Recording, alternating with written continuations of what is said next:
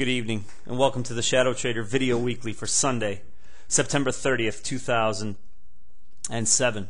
Very often when I start these videos, the first thing out of my mouth is, interesting week in the markets this week. But for this past week that just finished, I really can't say the same. I'd have to say, quite boring week in the markets, which actually wasn't so bad because it was the first respite that I think traders have had from the gigantic volatility that the market's been experiencing recently. This week was very, very quiet.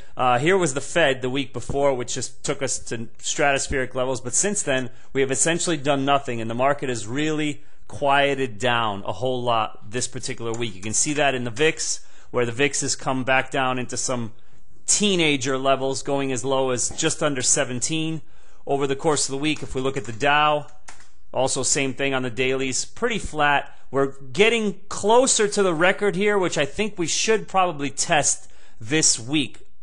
This week coming forward should be probably more sideways action, mildly bullish. One of the reasons that I think there's going to be continued sideways action in the markets for just a little while longer is because of this right here. We have a very important economic number coming out on Friday, which is this one. Non-farm payrolls on Friday morning at 8:30, October 5th. This is for September. If you recall, from October last month, the number came in shockingly low. The economy actually lost 4,000 jobs during that period when we were expected to add the usual 100,000. If you recall also, everybody was expecting that if this number did come in weaker than consensus, it would signal that the Fed was going to cut rates. Well, the Fed cut rates anyway, but the market actually gapped down strongly when this number came out last month because the number was so much worse than it expected. It wasn't just a small contraction, say adding 80,000 jobs instead of 100,000 expected. It was actually minus 4,000 jobs, okay? So this is really the number that everybody's going to be keying on in the beginning of October to see what happens in the end of October, because if you don't know yet, there's going to be another big old badass Ben Bernanke monster truck rally right here on Halloween. Okay? So there's going to be another FOMC policy statement Wednesday, October 31st. Again, what happens this Friday is probably going to set the tone for what happens this particular Wednesday, October 31st, at the end of the month, and we see if the Fed gives us another cut or stands pat or whatever. So expect some flatness in the markets this week. If we look at our overall volume matrix for the week, it basically confirms what I just finished saying, that the markets went a whole lot of nowhere. These numbers here are what I call the top line figures, for those of you joining us for the first time. Very simply just up or down from the prior day, Dow, S&P, and NASDAQ, same numbers you get on television. This is the overall volume, it going up or down in red and green from the prior day in percentage terms. Obviously, these numbers contracted big time on Monday because it was the day after options expiry, and you always get a big surge in volume the day of options expiry. Notice the S&P here, right?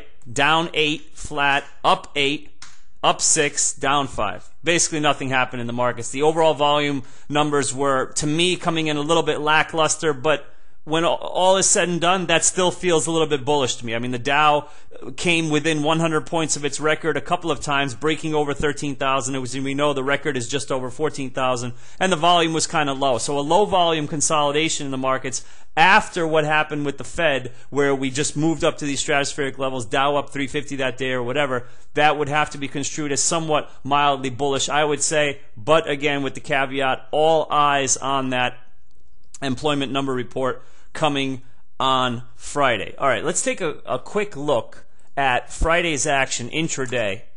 And I want to spend a little bit of time, while we still have a moment here, talking about market internals, which is something that I talk about in my broadcast every single day. If you're not yet on the Thinkorswim platform, you should be, so you can listen to me live every single day, all day long, from 9:15 in the morning to 11:30, and then again from 1:30 p.m. to 4 o'clock, all times Eastern Standard. All right, one of the things I talk about all the time is what I call market internals. I'm a huge believer and follower in something called the breadth, which is this one. This is the amount of up volume minus the amount of down volume on the New York Stock Exchange, which I then chart the net number of. So the U-vol minus the D-vol gives me a number, and I make pretty little candlesticks like this out of it. I'm also a big fan of the AD line, which is the $ADD in eSignal, which is the number of upticking stocks minus the downticking stocks at any given moment, giving you a reading anywhere from usually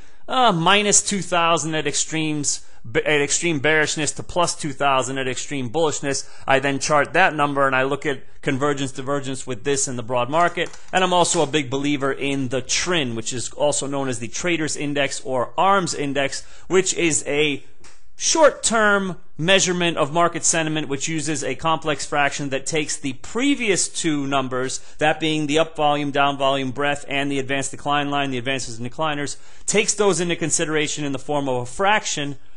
If this fraction measures out to be over 1.0, then it's a sign of bearishness. Under 1.0 is a sign of bullishness. However, those of you that have been listening to The Shadow for a while know that it ain't about the absolute number. It's all about the direction and the trend and the prior swing highs and swing lows of the trend.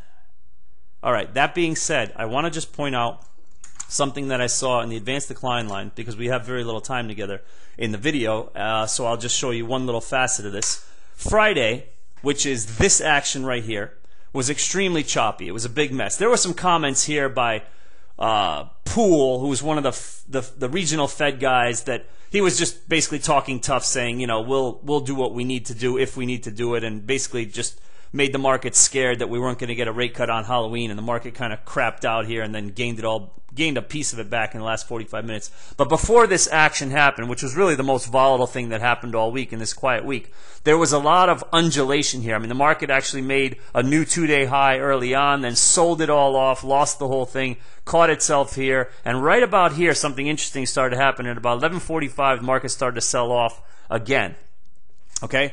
I feel that at this moment there was probably a lot of people that were caught unawares, a lot of bears who thought that this market was going to go straight down to new lows. And one of the ways that you could have seen, or foreseen, I should say, that this market, that it was not going to be a move to new lows, and it was actually going to turn around and fake out the bears and actually go back up here closer to the middle of the range, was by using the advanced decline line. Okay? So if we could, we'll just put the AD line on top of this, and I want to show you how these diverged at that exact time. Okay, right here is where you should be focusing. Here's the breakdown that occurred in the markets, right? But notice what was happening to the advancers decliners at the same time. Okay, big body candles here in price were signaling that there was some emotion in the markets. But the net change here over these 30 minutes in the advancers and decliners was very small. Notice here at the open, this was minus 329, and at the close it was only minus 363. But at the same time, the spider lost, you know, much more with the big candle here. Same thing in the next bar. Emotion down, but what I call under the hood, meaning the advancers and decliners, not a lot of emotion. Okay, and then look, as soon as the next bar started to form, there was a minor fake out lower. Same thing in the AD line, but notice the tight range here, and the markets rebounded right back. And by the time the S&P came to here, okay, notice that the AD line was right with it, ready to break out over swing highs. And at this point, if you were still short and you were still hoping, and I can guarantee you that at this point here, and I'm going to move this back one so you know what point I'm talking about. I can guarantee you that at this point here in the markets, there were still intraday players thinking this market was going to roll over. And the reason they were thinking this is because they were measuring this area here, and they were said, look, the market still hasn't gone as high as here, and it hasn't gone as high as here, right? So I'll put another vertical right here.